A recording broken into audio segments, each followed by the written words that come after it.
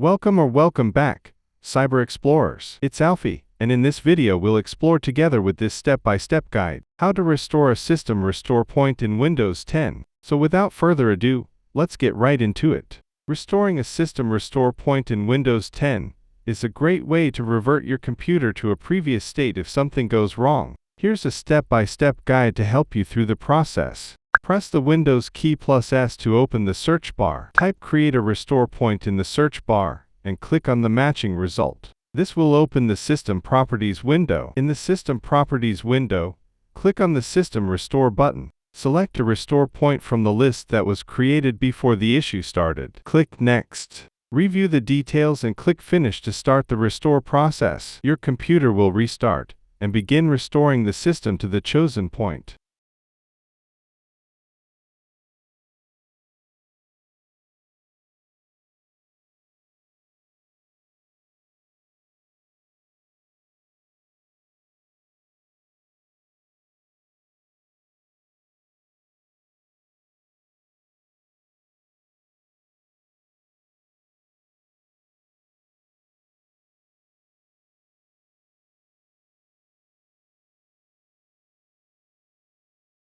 Once the process is complete, your system should be restored to the previous state you selected. And that's it for today. If you found this video helpful, please give it a thumbs up, consider subscribing, and don't forget to activate the notification bell so you won't miss out on any new uploads. Thank you for watching. Until next time, see you later.